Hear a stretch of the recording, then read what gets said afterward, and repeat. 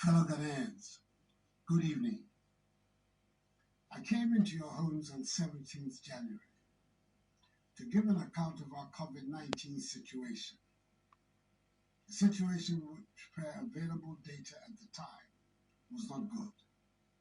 To this end, I appeal to you, my fellow Ghanaians, to help contain the spread of the virus by respecting the protocols government had put in place.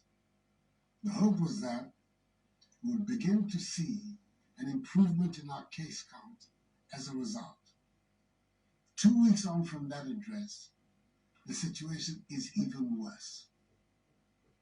As of Friday, 29th January, 64 more people have sadly died over the last 2 weeks, bringing the total number of confirmed deaths to 416. Our hospitalization rates are increasing, with the number of critically ill and severely ill persons now at 172. Our hospitals have become full, and we've had to reactivate our isolation centers. Our average daily rates of infection now stand at 700 compared to 200 2 weeks ago. The total number of active cases has more than doubled from a little over 1,900 2 weeks ago to 5,358 currently. When I delivered update number 22, 13 out of the 16 regions had recorded active cases. Today, all 16 regions have active cases. Indeed, Greater Accra, Central, Western, Ashanti, Eastern, Upper East, Upper West, Volta, and Northern regions are the hardest hit, accounting for 94% of the total number of active cases. In effect, fellow Ghanaians, we have a lot of work to do in coming to grips with the disease. Given that recent studies show that the UK and other new variants are being transmitted within the population, we should all understand that our current situation could get very dire if efforts are not made, both on the part of government and by you, the citizenry, to help contain the virus.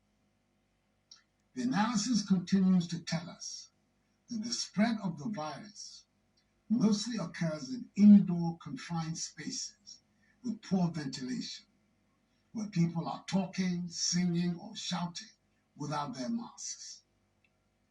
The imposition of restrictions on our daily routines helped in reducing the prevalence of the pandemic in the country. The government has been left with no option but to reintroduce some of these restrictions in order to help save the situation.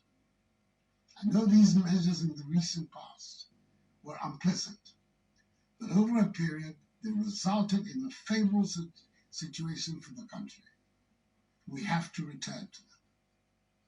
So, fellow Ghanaians, until further notice, funerals, weddings, concerts, theatrical performances, and parties are banned. Private burials with no more than 25 people can take place, with enforcement of the social distancing, hygiene, and mask-wearing protocols. Beaches, nightclubs, cinemas, and pubs continue to be shut. Our borders by land and sea remain closed. All workplaces, public and private, must employ a shift system for workers, in addition to the use of virtual platforms for business or work. Conferences and workshops can take place with all the appropriate protocols. However, I encourage the use of virtual platforms for such engagements. Restaurants should provide takeaway services and should, as much as possible, avoid seated services. The National Sports Authority and the Ghana Football Association should ensure compliance with a 25% capacity rule in our stadium, with spectators respecting the social distancing rule and wearing of masks. To the revered leaders of our religious organizations, as our churches and mosques, I entreat you to enforce to the letter the protocols relating to attendance, i.e. the 2-hour duration, 1 meter social distancing, mask wearing, use of sanitizers, and the presence of Veronica buckets, liquid soaps, and rolls of tissue paper. I note that since the reopening of our schools 2 weeks ago, we have witnessed only few reports of cases among students. I appeal to school authorities and teachers to enforce the guidelines provided by the Ghana Education Service, and I urge the Ghana Health Service to continue their surveillance at the schools so we can contain any reported cases. As we step up public education and enforcement of the protocols of public gatherings, let me also state that regulatory agencies will undertake random checks to ensure conformity with these rules, and the security services will be tasked to enforce them. You do not have to be arrested by the police before you wear your mask. Your workplace should not be closed for non-conformity with the protocols. If there's no urgent reason for you to be outside, please stay at home. Each one of us can help to contain the spread if we continue to practice the measures of social distancing, washing our hands with soap under running water, refraining from shaking hands, and wearing our masks whenever we leave our homes. These measures must be respected by all. I urge you, my fellow Ghanaians, to continue to pay attention to your health, improve your fitness levels, and eat our local foods that boost your immunity.